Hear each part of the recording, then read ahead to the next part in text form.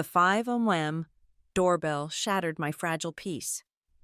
My sister stood on the porch, thrusting a thick document forward. "You have 48 hours to pack. This house is ours now." I didn't cry. I made coffee, opened my laptop, and smiled. She thought she was delivering an ultimatum. I saw an opportunity. At Hazel and North, I'm the one person who knows how to turn someone else's deadline into my own leverage. My name is Avery Cole. At 34, I am the head of compliance for Hazel and North, a data services corporation headquartered here in the quiet, deceptively calm town of Briar Landing. My job is to enforce rules, to find the subtle fractures in a system before they become catastrophic breaks. I live by process, by the unassailable truth of documented facts. This morning, my job followed me home. The woman on my porch, my stepsister Sloane Cole, was a living embodiment of a system breach. At 29, she radiated an unearned confidence, the kind that comes from believing rules are for other people. She had recently come into what she called an inheritance from her mother's late ex-husband, a man who was never my father, and had apparently decided my house was part of the portfolio. She held the document out like a weapon. It was a single-page grant deed, nestled in a cheap plastic sleeve with a self-drafted notice to vacate stapled to its back. The formatting was a disaster. The notary seal in the bottom right corner was smudged, the signature a lazy scrawl. It was the kind of document designed to intimidate, not to withstand scrutiny. "The sheriff will be here in 48 hours if you're not gone. Avery," she said, her voice laced with a triumphant venom she must have rehearsed in the car. "Mom said you'd be difficult." I ignored the bait. Arguing with Sloane was like wrestling with a fog. It was pointless and left you with nothing. Instead, I held up my phone. "I'm going to need a picture of that," I said, my voice even, detached. "All pages, please. Make sure your thumb isn't covering the notary stamp." A flicker of confusion crossed her face. This wasn't in her script. She expected tears, shouting, a desperate plea. She didn't expect a request for discovery. Reluctantly, she held the papers flat. I took several high-resolution photos, zooming in on the signatures, the date, the blocky, generic font of the notice. I didn't reach for the papers. I wouldn't touch them. Accepting service is a legal step, and I was conceding nothing. "I won't be signing anything," I stated, lowering my phone. It wasn't a question. Sloane's smirk returned, a little tighter this time. "Doesn't matter. The clock is ticking." She turned and marched back to her leased BMW parked at the curb, a soldier who believed she had just won a war. A moment later, my phone buzzed, a text from her. 48 hours. My fingers moved quickly across the screen. Plenty of time. I sent the message and closed the door, engaging the deadbolt with a solid, satisfying thud. The first rule of crisis management is to control the environment. My house was now a scene. I took a photo of the front door from the inside, capturing the lock and the exact time on my phone's display. I walked to the kitchen, retrieved a roll of tamper-evident tape from my work-from-home kit, and returned to the door. I placed a strip over the seam between the door and the frame, just above the lock. I signed my initials and wrote the date and time, 05:17 a.m., on the tape with a fine-tipped permanent marker. Then I took another photo. Any attempt to force entry would now be documented. I was creating a chain of custody for my own home. With the perimeter secured, I moved to the kitchen and started the coffee machine. The rich, dark aroma filled the small space, a familiar ritual in a profoundly unfamiliar situation. While it brewed, I sat at my dining table and opened my laptop. My entire life was digitized, encrypted, and backed up across 3 separate locations. Within seconds, I had the relevant folder open. Property 18 Foxwall Lane. I pulled up the core documents, arranging them on my screen. First, the latest mortgage statement from 6 days ago, paid in full, automatically debited from my account. Next, the Wren County property tax receipt from last quarter, also paid. Then, the declaration page for my homeowner's insurance policy, active and listing me as the insured party. Finally, The foundational document. A crisp, clear scan of the original grant deed. The title was held not by me, but by the Cole Living Trust, dated October 2nd, 2013. A trust my actual father had established years before he passed, long before my stepmother, Marla, and her daughter had ever entered our lives. I was the named beneficiary and trustee, with full rights of residence.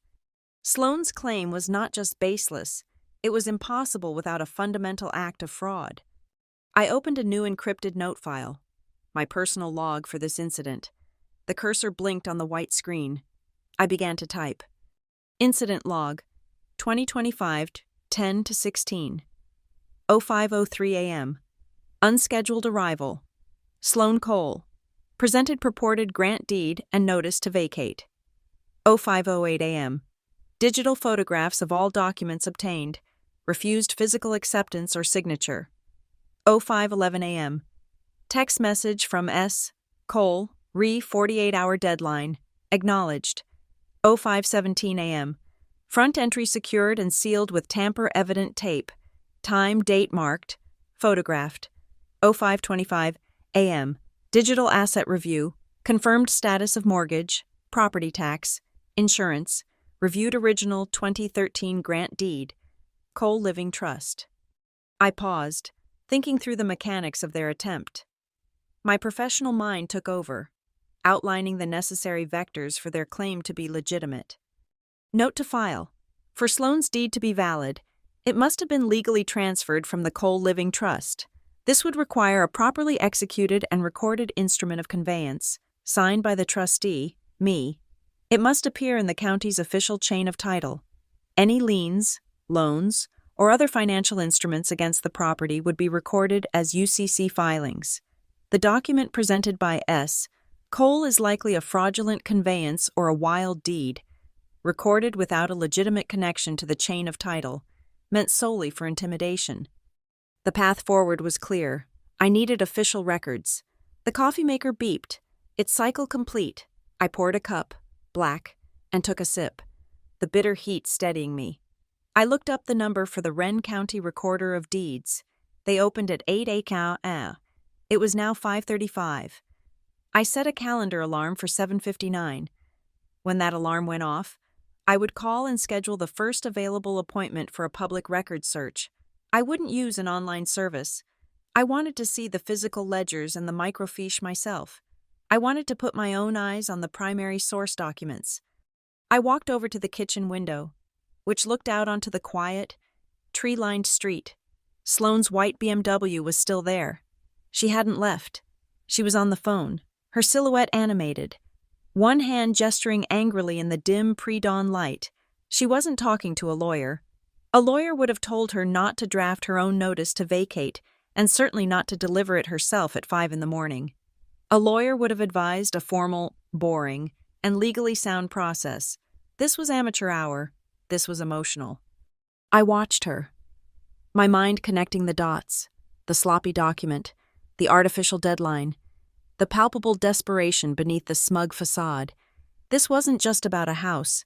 This was a move of profound haste, and haste in my world always signals a deeper problem. I had a strong suspicion of who was on the other end of that call. It was someone who had as much to lose as Sloane, someone with a shared interest in destabilizing me, someone back at the office, back at Hazel and North.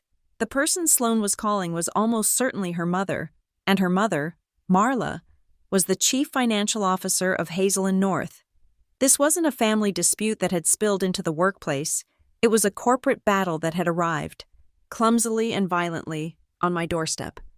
To understand the chaos of this morning, you have to understand the meticulously constructed, corrosively false perfection of my family and the company we all worked for. Marla became my stepmother 13 years ago. A whirlwind of calculated charm and ambition who married my father 6 months after my mother's death. I was in college then, old enough to see the transaction for what it was. When my father died 2 years later, his will was ironclad. The bulk of his financial assets were locked in trust for me. But Marla was a well-compensated widow. She used that compensation, and my father's name, to leverage her way up the corporate ladder. She landed at Hazel & North as a senior comptroller and, through a series of ruthless political maneuvers, clawed her way to the CFO suite.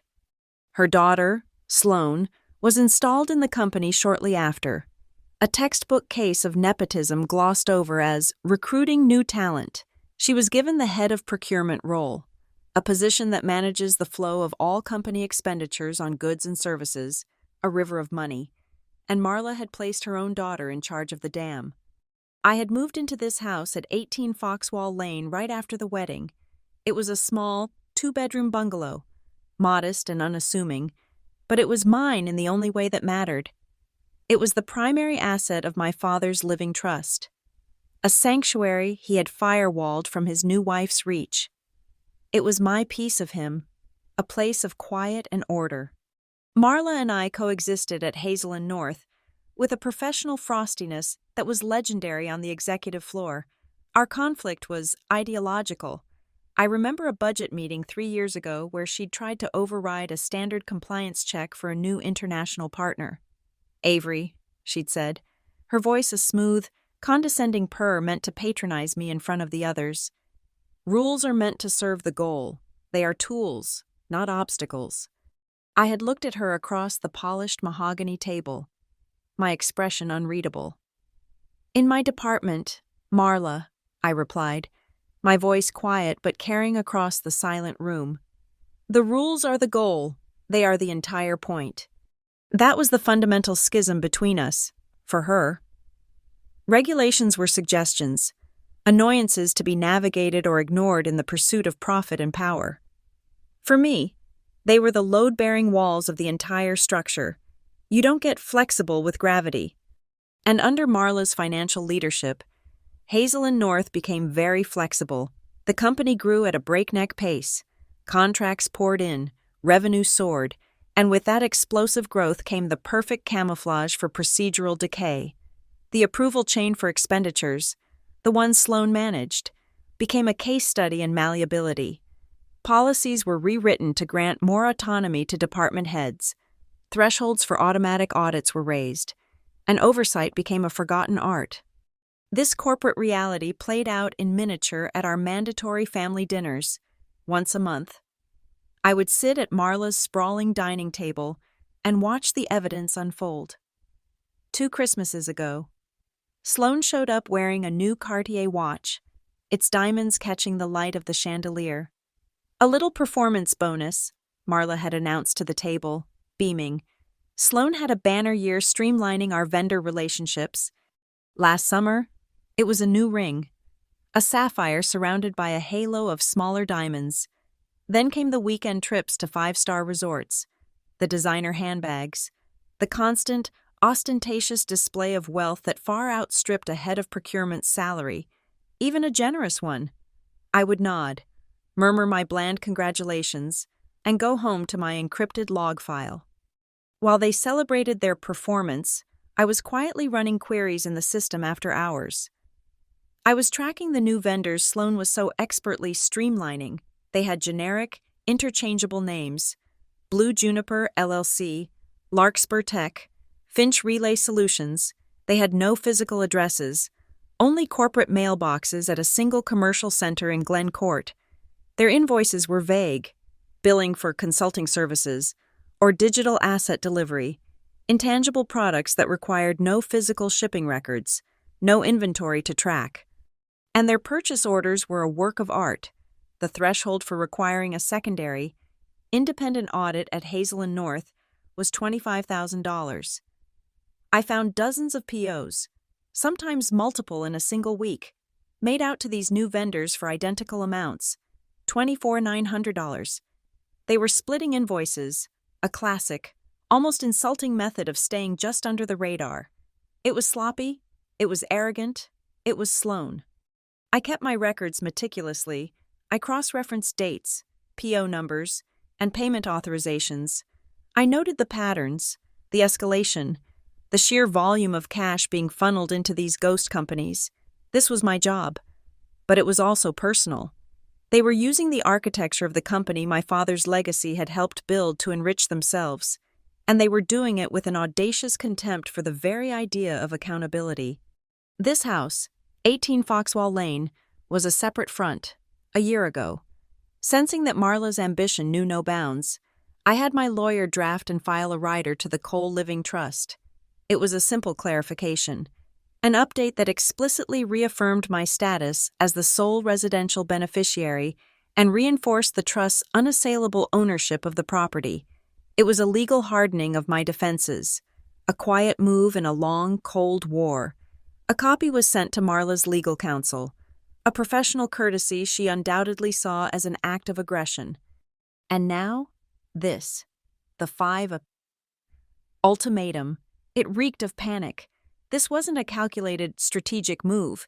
It was a clumsy, desperate shove. This is the kind of mistake people make when their primary scheme is about to implode. An audit must be looming. An investor must be asking hard questions.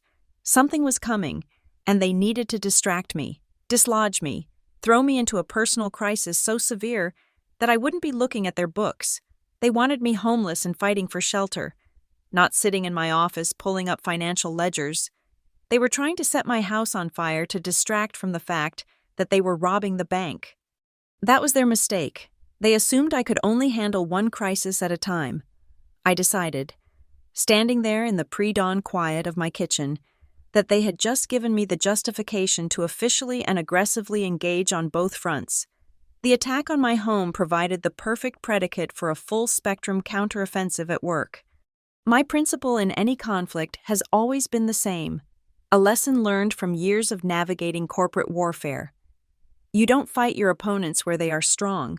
In the realm of office politics, of charm, of backroom deals and emotional manipulation, that is Marla's territory.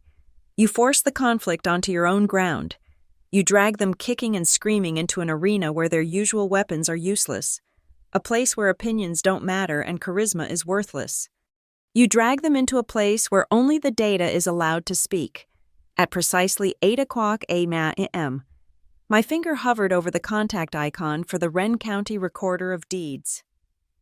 The phone rang exactly twice before a calm, professional voice answered. I scheduled the first available public records research slot, 9:15 a.m. I spent the intervening hour methodically preparing. My actions were devoid of emotion.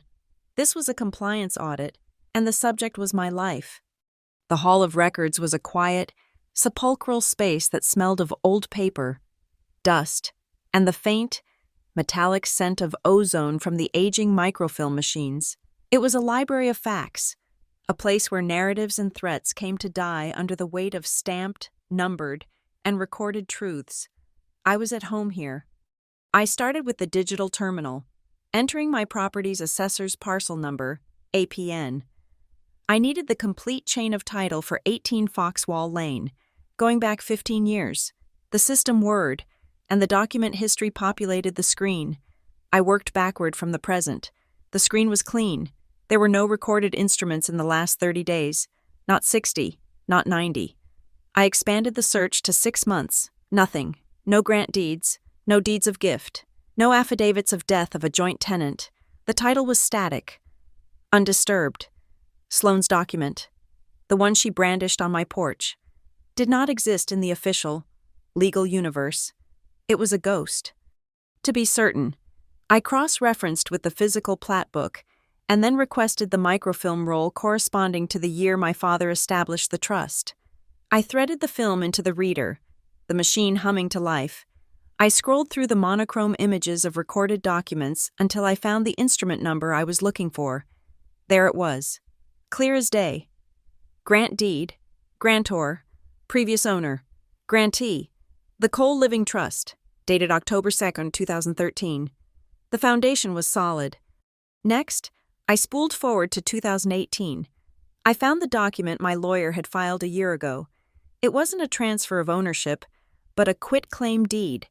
It was a subtle but powerful instrument. The Cole Living Trust, as grantor, was quitclaiming any possessory interest to me.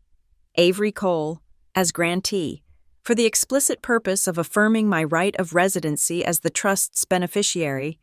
It didn't give me ownership to sell or mortgage the property.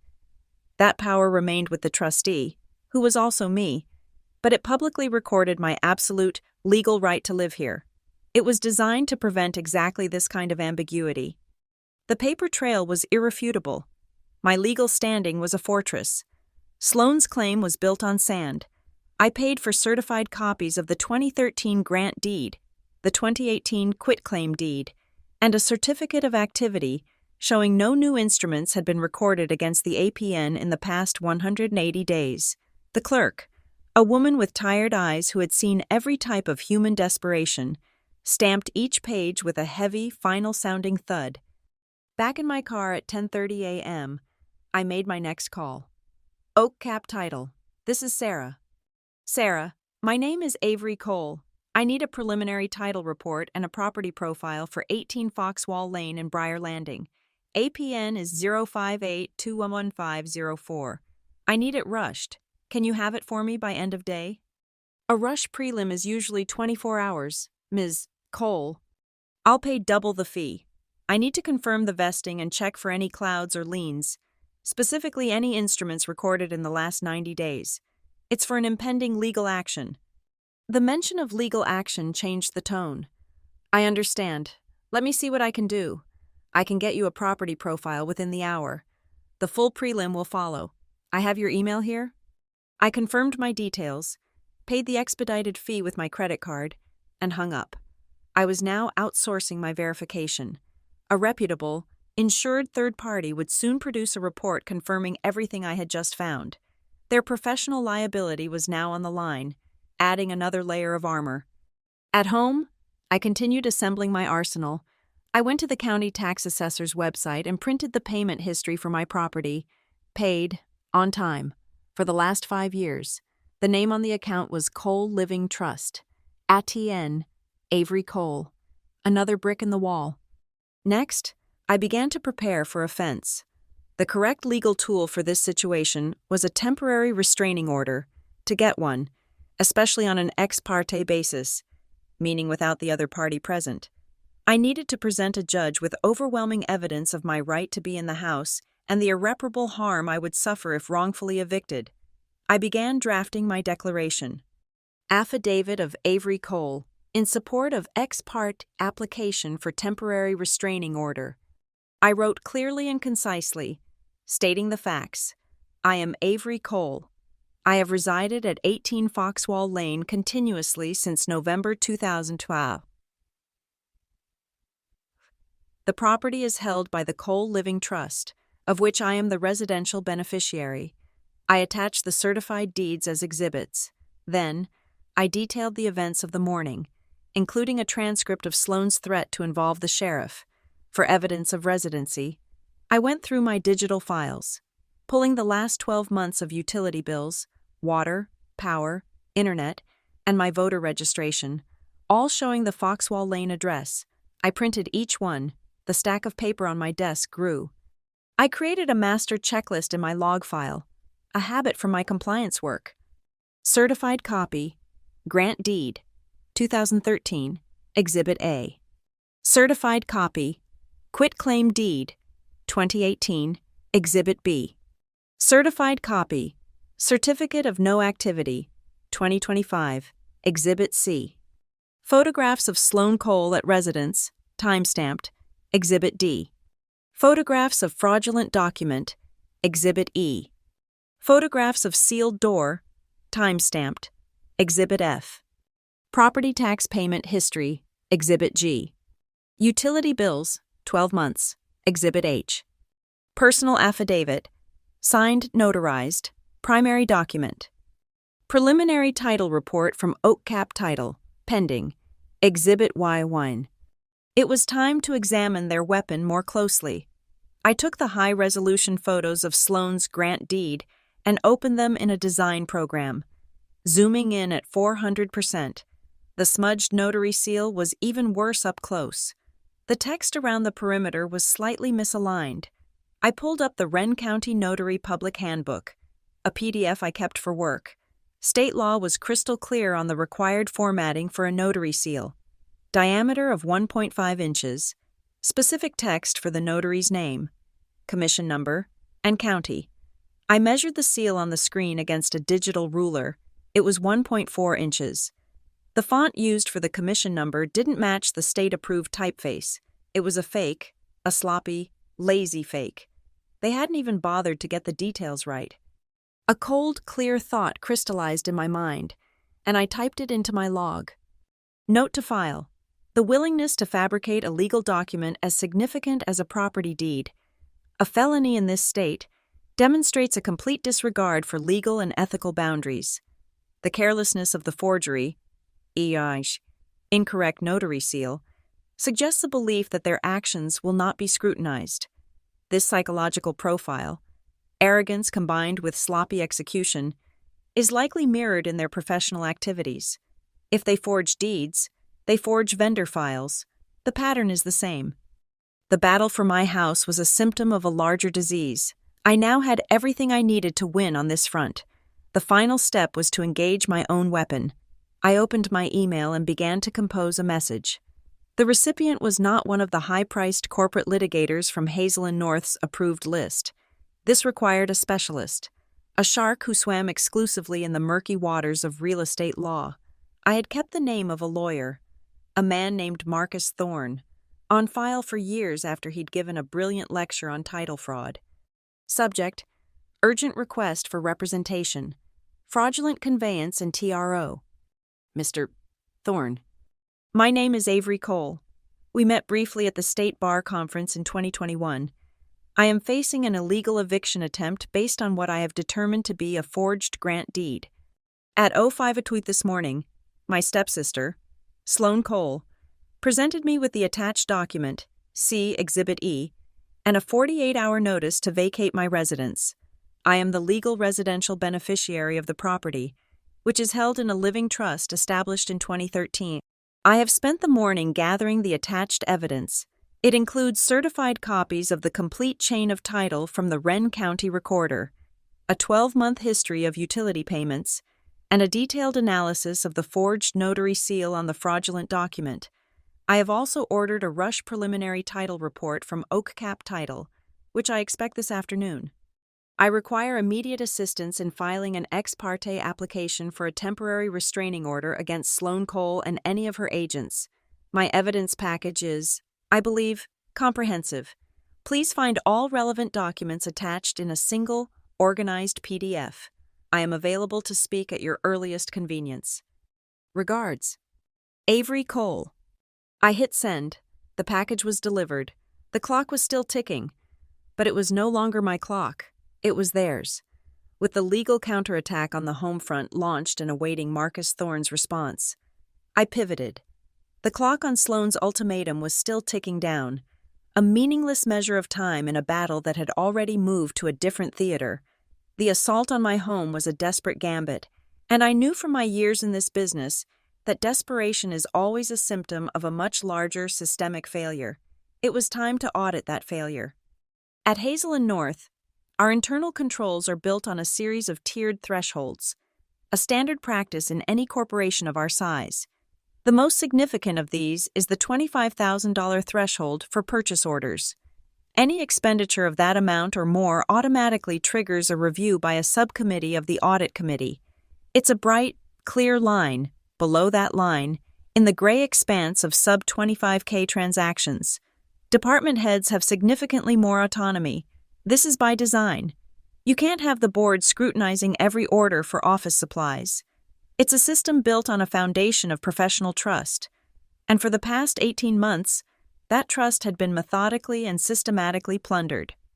My private investigation had begun 6 months prior, prompted by an anomaly in a quarterly spending report. I had run a simple data query, filtering for all new vendors onboarded in the last year. With payments just below the audit threshold, the results were jarring. Instead of a random distribution of figures, the report showed a stark repeating pattern: dozens and dozens of purchase orders, all for precisely $24,900. The payees were 3 new vendors: Blue Juniper LLC, Larkspur Tech, and Finch Relay Solutions. On paper, they were distinct entities. In reality, they were a fiction. A simple corporate registration search revealed they all shared the same address. A mailbox at a retail pack-and-ship store in a tired strip mall called Glen Court, sandwiched between a dry cleaner and a discount mattress store. They had no offices, no employees listed on professional networks, no digital footprint beyond their bare-bones registration filings. They were shells, designed to receive money, not to provide services. Their invoices were masterpieces of deliberate vagueness. They billed for dropship intangible services and expedited digital consulting, nebulous terms that created no physical paper trail. There was no inventory to receive, no hardware to tag, no shipping manifests to reconcile. It was the perfect architecture for a phantom billing scheme, a flow of funds legitimized by a cycle of self-approved paperwork, leaving behind no physical evidence that could be easily audited.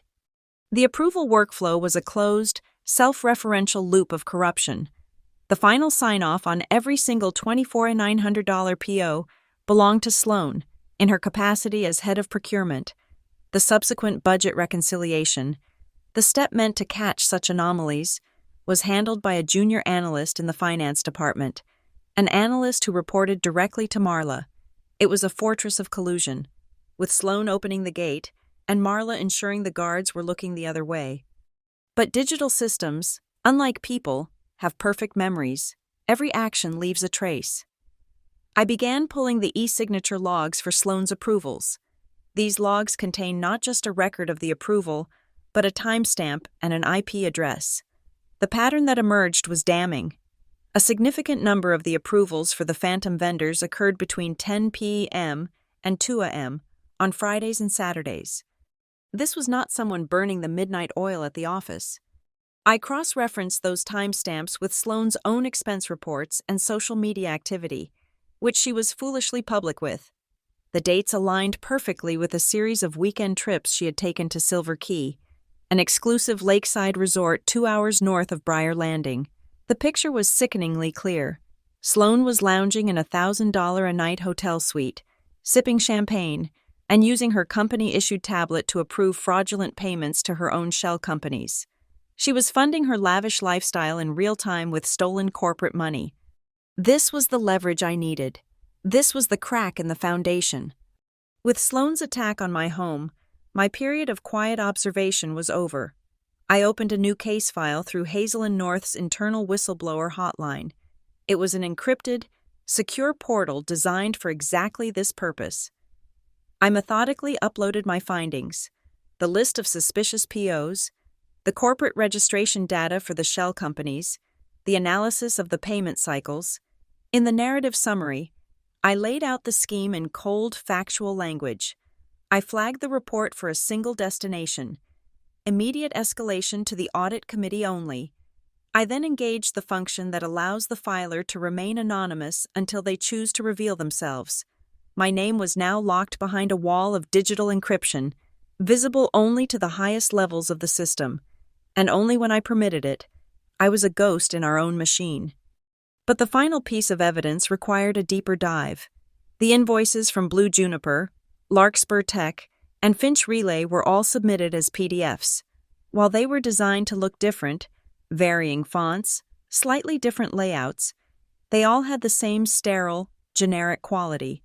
Using a forensic imaging tool, I extracted the metadata from a dozen of the invoice files. The result was the digital smoking gun.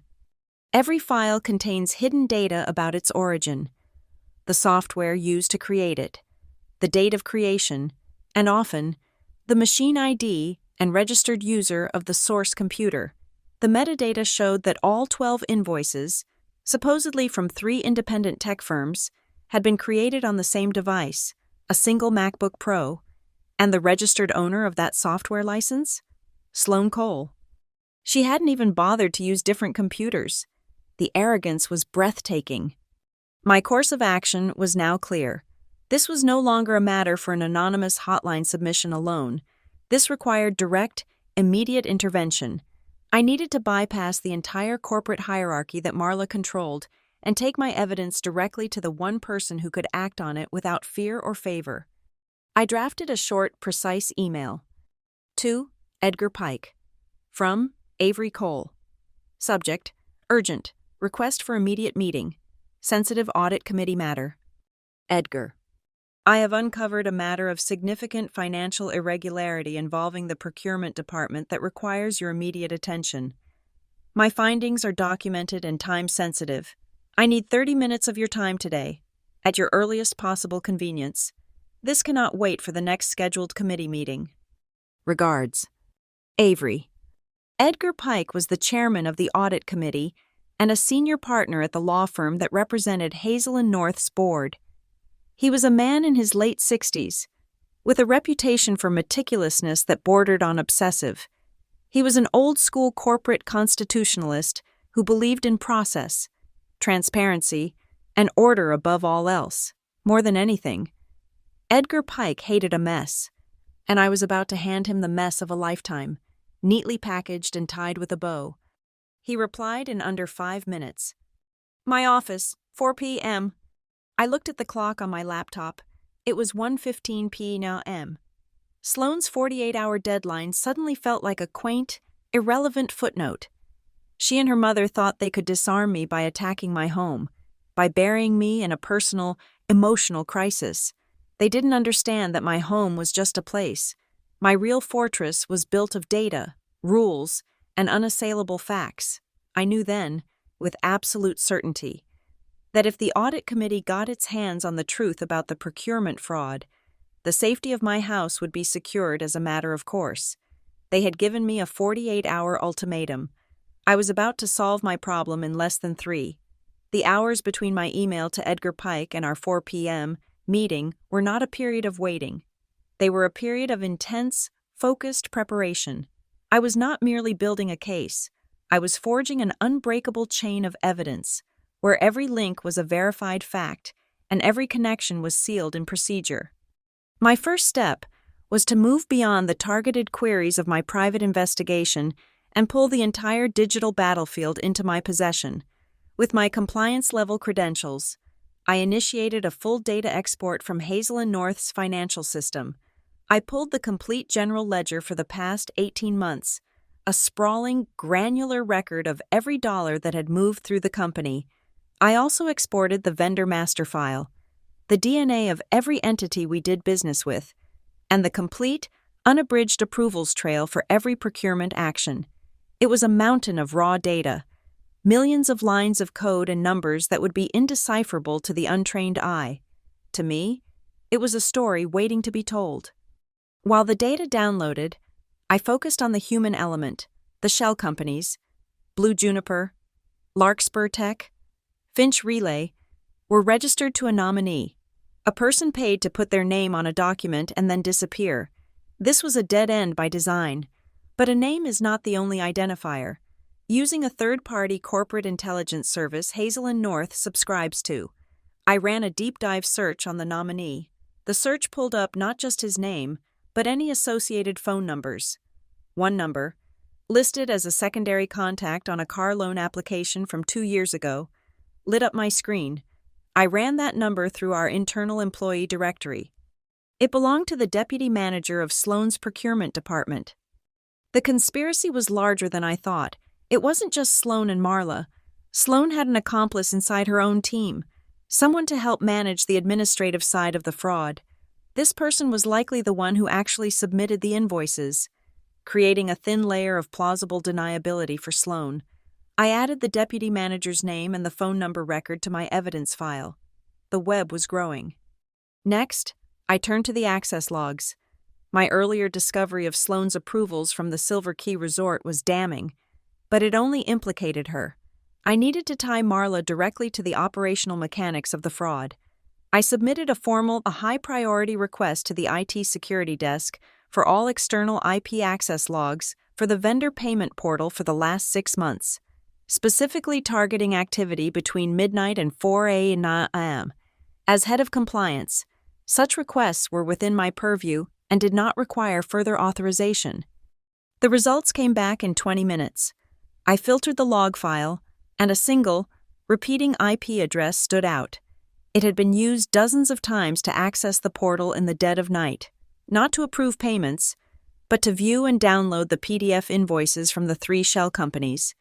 It was as if someone were checking on the status of their illegal operation. A quick network trace on the IP address confirmed its registration. It was the service address for Marla's private residence in the Briar Landing Hills. She wasn't just providing cover, she was actively monitoring the scheme from her own home. Now, I had to preserve this digital evidence in a way that would be legally unimpeachable in a courtroom or a boardroom. I transferred the exported ledgers, the access logs, the metadata analysis of the PDFs, the corporate registration documents, and the damning link to Sloan's deputy manager onto a new, sterile 128-gigabyte USB drive. I then took out a tamper-evident evidence bag from my locked supply cabinet. It was a heavy-duty plastic pouch with a unique serial number printed on the bag and the tear-off receipt. I placed the USB drive inside. I peeled the strip off the adhesive and pressed the seal shut. The seal was designed to fracture if tampered with, displaying the word "void" in bright red. I signed my name, the date, and the time, 2:47 p.m., directly across the seal with a permanent marker. I then filled out a chain of custody form, a simple document I created for just these situations. It listed the contents of the bag, the serial number, the date and time of sealing, and my signature as the collecting officer. This small, documented ceremony transformed a collection of files into a piece of forensic evidence. But digital evidence was only part of the package. I created a physical inventory of printed materials. I laid out a representative sample of the fraudulent purchase orders, the corresponding ghost invoices, and the company bank statements showing the electronic funds transfers to the shell companies. I took high-resolution photographs of each document, creating a visual record that was both clear and damning. The most critical step was the preservation of Sloan's company-issued laptop. It was the source of the forged PDFs, the weapon itself. I couldn't simply seize it. That would alert her and Marla. Instead, I called the head of IT. "Mark," I said, my voice calm and official. "I'm invoking Compliance Protocol 7.B for a non-disclosed internal audit. I need you to perform a remote forensic image of the primary hard drive of the laptop assigned to Sloan Cole. I need a bit-for-bit copy, not a simple backup, and I need a verified SHA-256 hash of both the source drive and the resulting image file. Can you do this without triggering any alerts on the user's end?" There was a pause. 7.B? Avery, that's the heavy stuff. "It is," I confirmed. "The authorization will come from Edgar Pike's office after 4 p.m. I need you to have the image ready to transfer to a secure server by then." He understood the gravity. "I'll start immediately." An hour later, an encrypted email from Mark arrived. It contained 2 long strings of alphanumeric characters, the SHA-256 hash for Sloan's hard drive and the hash for the forensic image. They were identical. I now possessed a perfect, court-admissible clone of her entire digital life at Hazel and North. I printed the email, a testament to the integrity of the data, and added it to my file. With all the components assembled, I began to compile my final report for Edgar. It was not a narrative of betrayal, but a clinical audit of a systemic breach. I created a cover page, a table of contents, and a 1-page executive summary that laid out the fraud in stark, simple terms. The rest of the report was a series of numbered exhibits, each piece of evidence clearly labeled and explained. I used Bates numbering, the sequential labeling system used in legal proceedings, to stamp every single page. Page 1 was the cover sheet. Page 87 was the final printout of Marla's IP address log. The final document was thick, heavy, and indisputable. My preparations were nearly complete. I drafted a formal litigation hold notice, a directive to the IT department to preserve all electronic data, emails, server files, backups, phone logs, for Marla, Sloan, and the deputy manager, preventing any deliberate or accidental destruction of evidence. The notice only needed one thing: Edgar Pike's signature. Just as I was placing the report into a secured briefcase, my phone buzzed. It was an email from Marcus Thorne, my real estate attorney. Subject: Urgent request for representation. Filing submitted. Ms. Cole. Thank you for the remarkably thorough evidence package. I have reviewed the materials. The forged notary seal alone is sufficient for our purposes. The ex parte application for a temporary restraining order was electronically filed with the Wren County Superior Court moments ago. Given the court's calendar, I expect a judge will review it this evening or first thing tomorrow morning. I will notify you the moment I have a response. Stay in your home. Do not engage with the other party. You are on solid ground. Marcus Thorne. I closed my laptop. One front was secure, the other was about to detonate. I had the sealed evidence, the forensic image of the laptop, the impeccable report, and the litigation hold notice ready for signature. My meeting with Edgar Pike was in 30 minutes. Sloan had given me 48 hours to vacate my life. I was about to dismantle hers in an afternoon. The call from Marcus Thorne came at 2:15 p.m., less than 2 hours after I had sent him my evidence package. His voice was clipped, all business. Avery, we have a hearing. The court clerk just pinged me. Judge Marin is the on-duty emergency judge, and she's agreed to hear our ex parte application via Zoom in 30 minutes. She's reviewed the filing. Be ready. There was no time for surprise. This was the velocity of the law when properly motivated. I smoothed my blouse, sat at my dining table with its backdrop of neat bookshelves, and clicked the link Marcus sent. My face appeared in a small square, composed and impassive.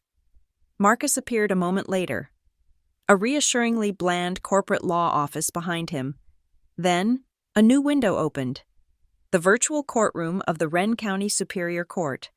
Judge Marin was an older woman with sharp, intelligent eyes that seemed to cut through the digital artifice of the video call.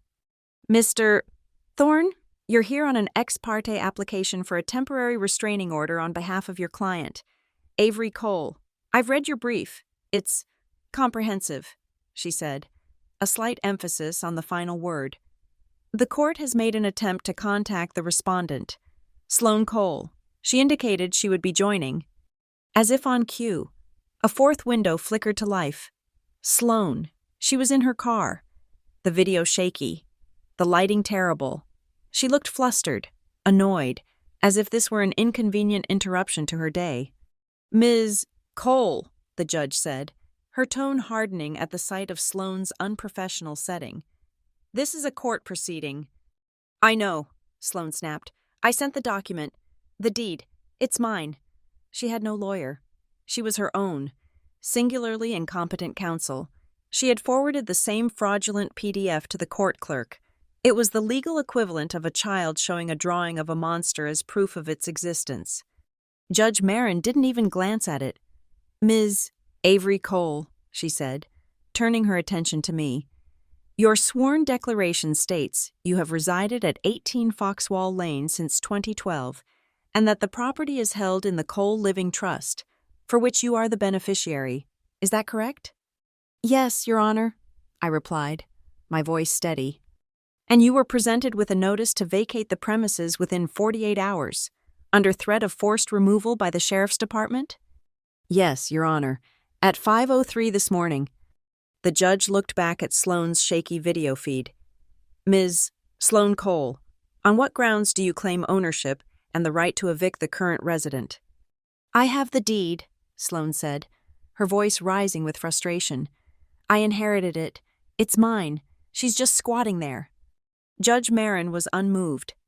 Mr. Thorne, your filing alleges that the notary seal on the respondent's purported deed is fraudulent and does not comply with state statutes. You've provided a side-by-side comparison. We have, Your Honor, Marcus said smoothly. Furthermore, a preliminary title report from Oak Cap Title, filed as Exhibit 1, confirms our client's position. There have been no valid conveyances recorded against the property. The chain of title is clean and leads directly to the Cole Living Trust. The argument was about irreparable harm. Marcus made it succinctly, being wrongfully and forcibly ejected from one's long-term. Legal residence constitutes a harm that cannot be simply remedied after the fact. It was an open and shut case. The entire hearing lasted less than 10 minutes. Judge Marin's ruling was swift and absolute. The court finds that the plaintiff, Avery Cole, has demonstrated a high probability of success on the merits and that she will suffer irreparable harm if an injunction is not issued.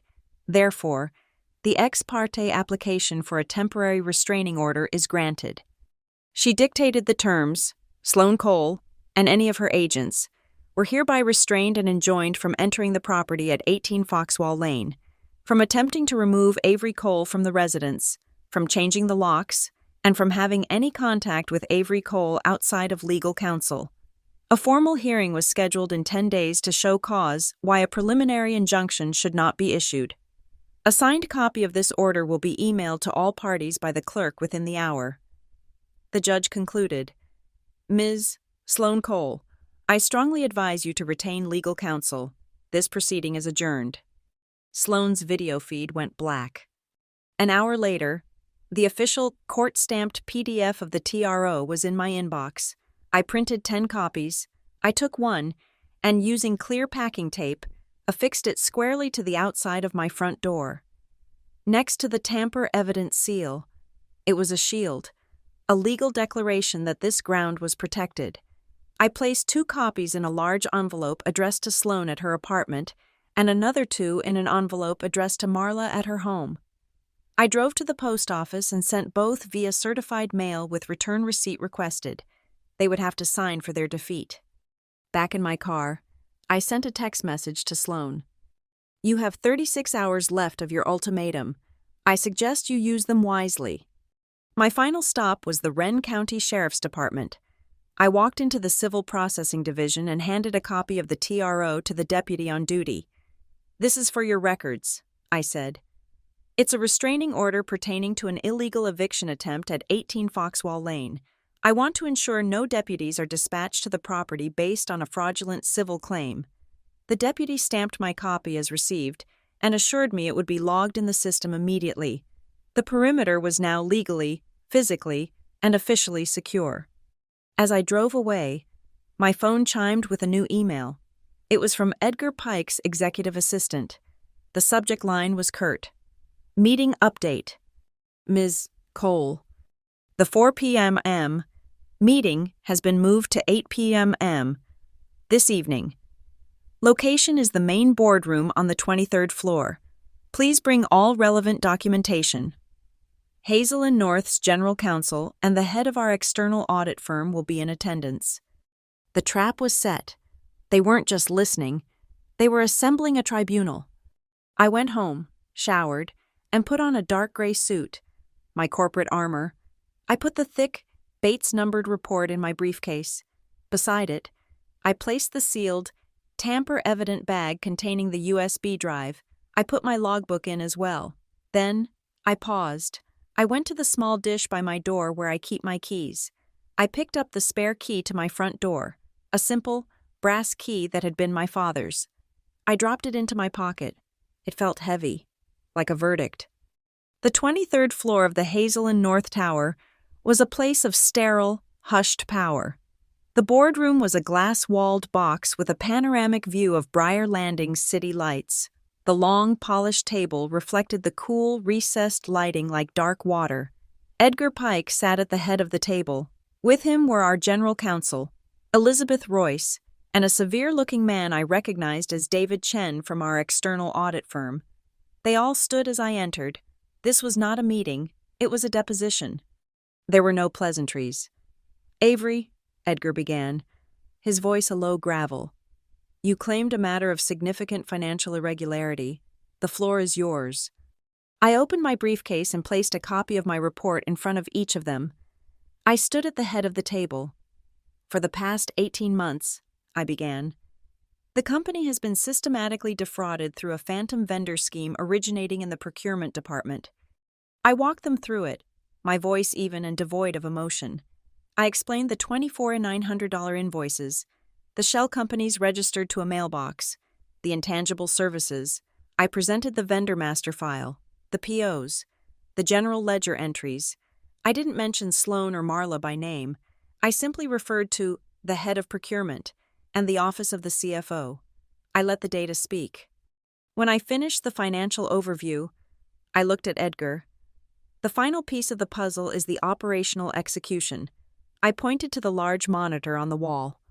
Edgar, I need you to ask it to project the live desktop of the laptop currently assigned to the head of procurement.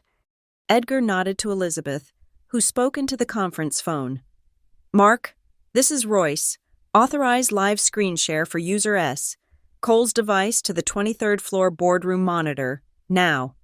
A moment later, the screen flickered to life. It was Sloane's desktop. A browser window was open to the Silver Key Resort's booking page. An email client was running, and the Hazel and North financial portal was logged in. The IP address displayed in the corner of the IT diagnostic overlay was, as I knew it would be, registered to Marla's home address. Elizabeth, Edgar said, his voice dangerously quiet. Please ask Sloane Cole to join us. Tell her it's regarding a performance bonus. A few minutes later, Sloane walked in, a wide, expectant smile on her face. It vanished when she saw me, the lawyers, and her own desktop projected on the wall behind me. Her face went pale. I held up the sealed evidence bag. This bag contains a forensic image of your hard drive. Sloane, the SHA-256 hash, an unbreakable digital fingerprint, was verified at 3:12 p.m. today. It will show that you created the invoices for all 3 phantom vendors on this machine. I placed the bag on the table. The door opened again. This time it was Marla. Her expression a mask of controlled fury. She had obviously been alerted. What is the meaning of this? This meeting is highly irregular. She was trying to seize control. We're discussing financial irregularities, Marla, Edgar said flatly. These are minor procurement discrepancies, she shot back, trying to minimize, to control the narrative. Avery has always been overzealous. I reached into my pocket and took out the spare brass key. I placed it on the polished table between us. It made a small, sharp sound in the silent room. This is the key to the house held by the Cole Living Trust, I said, my voice clear and cold. A house you and your daughter tried to steal from me this morning with a forged deed. I looked directly at Marla. It's not for people who forge legal documents. Elizabeth Royce slid a tablet across the table to Edgar. As you requested, Edgar, from the litigation hold server, an email from Marla to Sloane, sent 3 days ago. Edgar angled the screen. The entire room could see the message. We need to accelerate the Juniper and Larkspur disbursements before the quarterly audit begins. Get it done by Friday. The silence in the room was absolute. It was the sound of a dynasty collapsing under the weight of a single, undeniable fact. Marla stared at the key, then at the screen, her mask of control finally shattering. Sloane simply stared at the floor, a picture of total defeat. The trap had closed. The silence in the room stretched, thin and brittle. It was broken not by Marla or Sloane, but by me. I addressed my next words to Edgar Pike, my tone as clinical as if I were recommending a software update. My formal recommendation, I stated, my voice cutting cleanly through the tension, is that this entire file, including the forensic image of the hard drive, be immediately transferred to our external partners at the forensic accounting firm. A full, independent investigation should be initiated, and its findings must be presented directly to the full board of directors. It was a declaration of war, phrased as a procedural step. Marla's survival instincts kicked in. She saw the escape hatch of an internal inquiry closing and lunged for it. Edgar, that's a drastic overreaction, she said, her voice regaining a measure of its commanding CFO tone. She stood straighter, attempting to reclaim her authority. This is a sensitive matter. It can be handled internally. A full-blown external audit, the kind of thing that gets leaked to the press, would be catastrophic for this company. Think of the shareholders. Think of the damage to our reputation. She was appealing to their shared instinct for self-preservation, the corporate imperative to handle all dirt behind closed doors. For a moment, I saw a flicker of consideration in the general counsel's eyes. Marla was right. A public scandal would be brutal. But I had anticipated this move. I didn't argue with her logic. I simply rendered it irrelevant. Elizabeth, I said, turning to the general counsel, could you please display Article 4, Section 3, of the Hazel and North corporate bylaws on the monitor. Elizabeth Royce, a woman who lived and breathed corporate governance, typed a command into her tablet without hesitation. The email on the screen vanished, replaced by the dense, legalistic text of the company's own constitution. I had the clause memorized. I recited it for the room. All allegations of financial misconduct, conflicts of interest, or malfeasance involving a designated executive officer of the corporation, I read. My eyes locked on Marla. Must be immediately referred to an independent committee of the board or an external investigative body approved by the audit committee. There is no provision for internal resolution at the discretion of management. I let the words hang in the air. As Chief Financial Officer, Marla, you are a designated executive officer. The rules you helped write are unambiguous. Our hands are tied. I had used their own system to build a cage from which there was no escape. Edgar Pike nodded slowly, a final grim judgment settling on his face. He had reached his verdict. He looked past me, his gaze falling on Marla and Sloane with the weight of an executioner. Marla Cole, Sloane Cole, he announced, his voice low and devoid of any emotion. You are both suspended from all duties at Hazel and North. Effective immediately. Your system access and building credentials are now revoked. He pressed a button on the conference phone. Security to the 23rd floor boardroom. 2 officers. He continued, his eyes cold. You will surrender any and all company-issued devices, including your phones, tablets, and laptops. You will be escorted from the premises. Your corporate passports are to be surrendered to Ms. Royce before you leave. It was a swift, brutal, and complete severance. In the space of 30 seconds, they had been erased from the company. I picked up the bound report and the sealed evidence bag. I walked to Elizabeth Royce's side and placed them formally in front of her. Elizabeth, I am now transferring the full custody of this investigation file to the Office of the General Counsel, I said, making the handover official. I will need a signed receipt for the chain of custody. She was already prepared, sliding a pre-printed form across the table. I signed it, and she countersigned. My role as the investigator was over. I was now simply the primary witness. As I straightened up, I added the final piece, connecting the 2 battlefronts. For the record, I said, ensuring my words were captured by the room's recording system. My personal legal counsel, Marcus Thorne, filed a quiet title action with the Wren County Superior Court this afternoon. It seeks to nullify the fraudulent deed used in the attempt to illegally evict me from my home. The corporate fraud and this direct criminal attack on a company officer are, in my professional opinion, inextricably linked. That was when Sloane finally broke. The silent, terrified girl in the corner disappeared, replaced by a spitting, furious woman whose world had just been incinerated. "You did this!" she shrieked, her voice raw with disbelief and rage. She pointed a trembling finger at me. "All of this! You ruined us! Just to get back that cheap, stupid little house!" It was a pathetic attempt to reframe my actions, to paint me as petty and vindictive. I didn't raise my voice. I didn't have to. I met her wild-eyed gaze and delivered the final fatal blow. "What you call cheap, Sloane," I said, my voice quiet but carrying the force of a physical impact, "is the law. That's the one thing you couldn't afford to buy." Sloane seemed to shrink, the words striking her with more force than any shout could have. Edgar Pike was not finished. He was a man who left no stone unturned. "Your phone, Ms. Cole," he commanded, his gaze fixed on Sloane. A flicker of cunning crossed Sloane's face. She fumbled with her phone, her thumb moving frantically across the screen. She was deleting, erasing, trying a final, futile act of defiance. Edgar simply shook his head and glanced at the speakerphone. "Mark, are you on the line?" The voice of the IT director came through, crisp and clear. "I am Mr. Pike? Is Ms. Cole currently attempting to wipe her device?" "She is.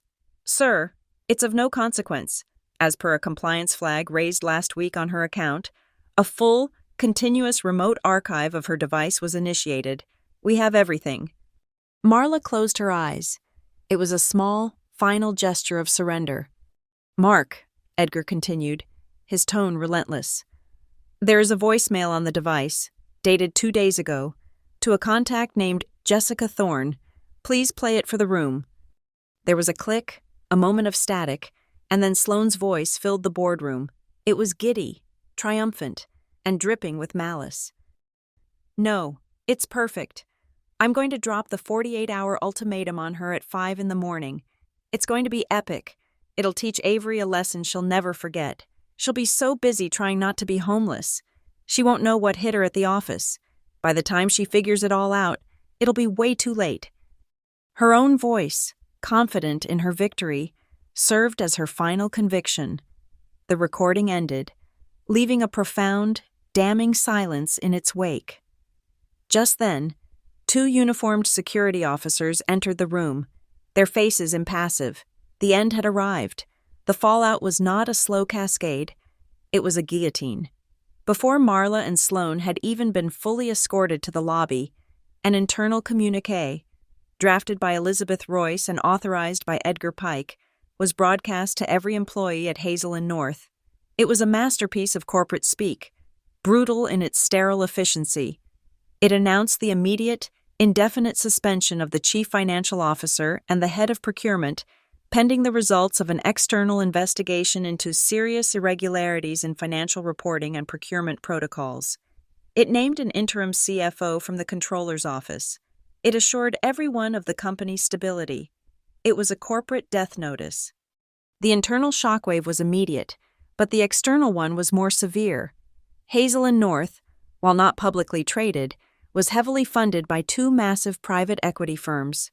These were not passive investors. They were active partners who had placed their trust, and hundreds of millions of dollars, in Marla's financial stewardship. By 9 p.m., Edgar Pike was on an emergency conference call with their managing partners. Marla's suspension triggered risk covenants in their investment agreements. They demanded a full, unredacted report on the potential financial exposure. Marla, who had built her career on cultivating these powerful relationships, was now the primary liability they were discussing. She was locked out of the calls, her phone disabled, her reputation being systematically dismantled by the very people she once charmed. Her power base had not just been challenged, it had been vaporized. While the corporate structure crumbled, the legal framework I had set in motion was solidifying. The next morning, I received an email from Marcus Thorne. The court had officially served the temporary restraining order on both Sloane and Marla via a court-appointed process server. My fortress was now sanctioned by the state. Furthermore, he informed me that the judge, having seen the blatant fraud in the initial filing, had granted our motion to expedite the hearing for the quiet title action.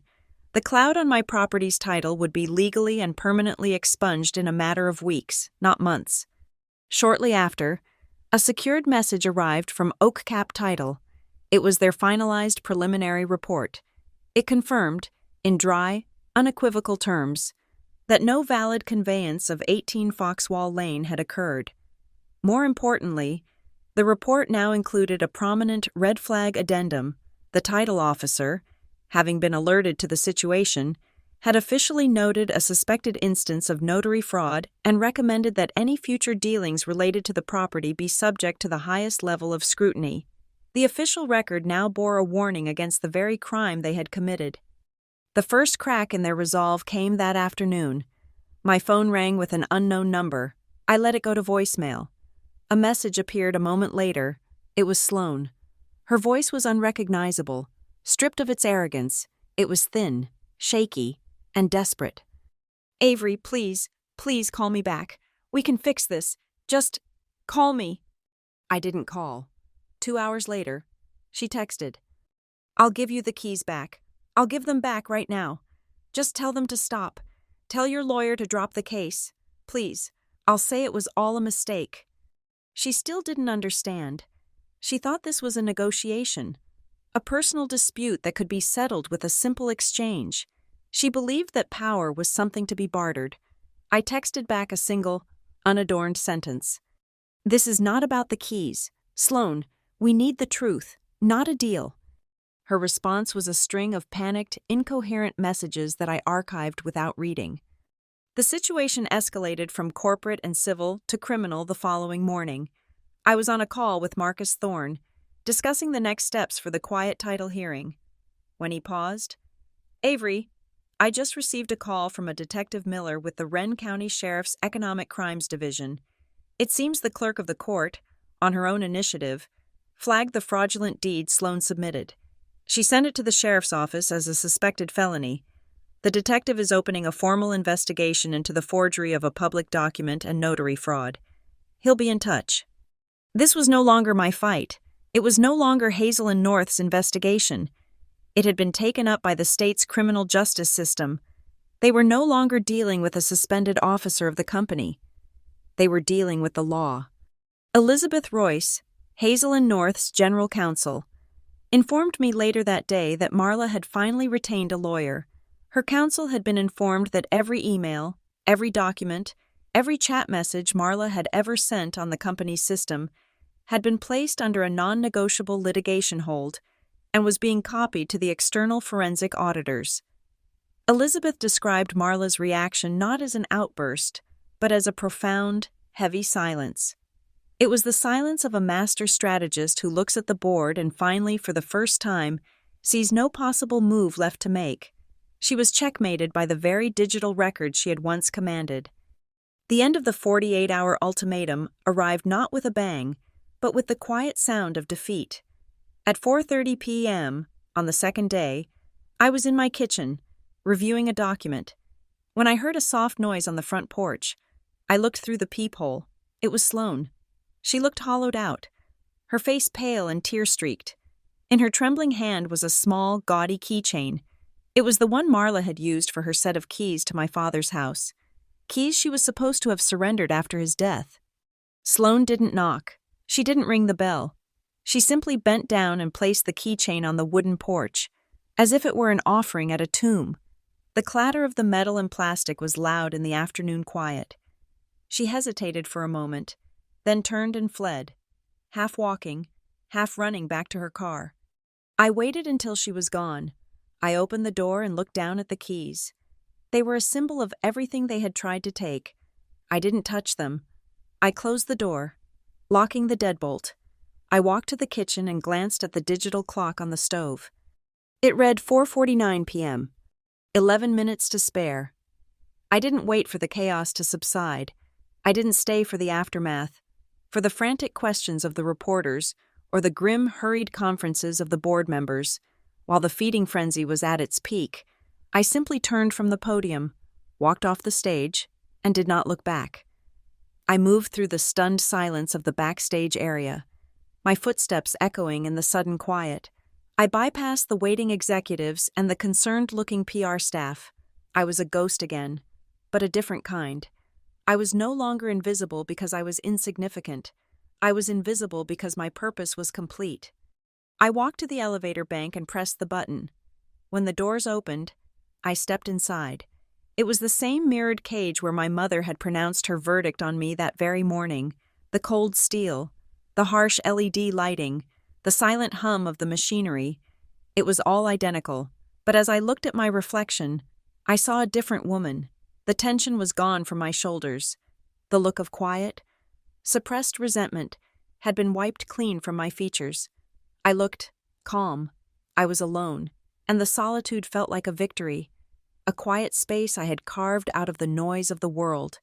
The doors slid shut, sealing me in with my own reflection, and the descent began. As the elevator passed the 20th floor, my phone vibrated in my pocket. A single, clean notification. It wasn't a text message or an email. It was a system alert from the financial architecture I had built. The icon was a simple, elegant L for lattice arc. The message was just 2 lines of stark, beautiful text. Refund processed. Full balance transfer.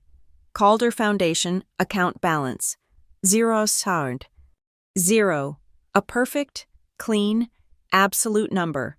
It was the most beautiful number I had ever seen. It was the sound of a slate being wiped clean. The balance wasn't just 0. It had been zeroed out. An active, deliberate cleansing.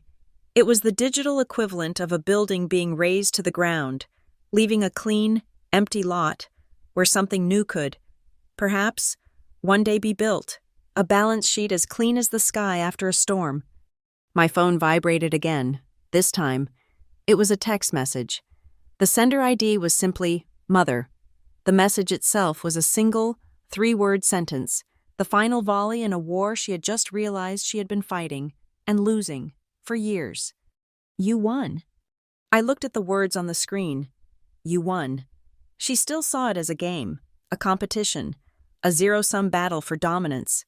She was trying to frame my actions in a language she could understand, the language of winners and losers. She would never understand that I wasn't playing her game. I had been refereeing it. My thumbs moved over the keyboard. My reply was just as short. Nobody won. The data was just correct. I hit send. There was no read receipt. I didn't expect one. That was the last communication I would ever need to have with her. The matter was closed. I unlocked my phone again and opened the Lattice Arc administrative app, the real one, the one that only I had access to. I navigated to the client management dashboard. I found the profile labeled Calder Household. It was a special projects file I had created 2 years ago, a container for all the custom filters, alerts, and tracking algorithms I had written specifically for her and for Luca. The status bar next to the profile name was a bright, active green. My finger hovered over the screen for a moment. This file was my life's work. It was a monument to my pain, a complex and beautiful machine built from spite and brilliance, and its work was done. I swiped left. A confirmation box appeared. Deactivate an archive profile? I tapped confirm. The bright green status bar flickered once and then turned a flat, neutral gray, inactive, a closed case, a ghost in the machine, finally laid to rest. The elevator doors opened onto the main lobby, the cavernous space, which had felt so intimidating in the morning, now just seemed big. The security guard at the main desk, a large, friendly man named Frank, who had never once made eye contact with me in the hundreds of times I had walked past him, looked up as I approached. Our eyes met. A flicker of recognition, of dawning understanding, crossed his face. He had clearly been watching the internal news feed. As I walked past the desk, he gave me a slow, deliberate nod. "Congratulations, Ms. Calder," he said, his voice quiet but clear. The Ms. Calder was new. I had always been Iris or Han, or more often, nothing at all. I looked at him, and for the first time, I saw him not as a piece of the building's furniture, but as a person. I gave him a small nod back. "Frank," I said. It was enough. I kept walking. The folded job offer from Eleanor Hale was a hard rectangle in my pocket. I didn't take it out. I didn't need to. I already knew the answer. The massive glass sliding doors of the main entrance hissed open as I approached. A blast of cold, clean Stonefield wind hit my face, whipping a strand of hair across my eyes. It smelled of rain and wet pavement, and the promise of a changing season. I stepped out onto the street. I wasn't carrying a platinum card that offered a world of false luxury. I was carrying nothing but myself, and that self now possessed the absolute, unshakable power to set my own boundaries, the power to say no, the power to define my own worth. I looked up at the sky. The thick gray blanket of clouds that had smothered the city all day had finally begun to break. A single, brilliant shaft of sunlight lanced through a gap in the clouds, striking the wet granite of a building across the street and making it gleam like a promise.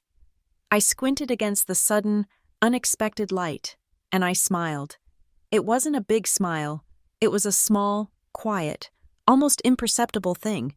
It was a smile just for me, the only audience that had ever really mattered. There were no more speeches to give. There were no more scores to settle. There was no need to look back. I turned and began to walk, my steps sure and even on the damp sidewalk. The final thought formed in my mind, a quiet, simple, and utterly satisfying conclusion to the argument that had defined my life. Useless doesn't build systems that pay your bills. Behind me, The great glass doors of Weldon and Pike slid shut with a soft, final whoosh. The end. Thank you so much for listening to this story. I'd love to know where you're all tuning in from. Drop a comment below and let me know where in the world you are. Let's start a conversation and share our thoughts. If you enjoyed this, please consider subscribing to the channel and giving this video a like. And if you really want to support the channel, hit that hype button.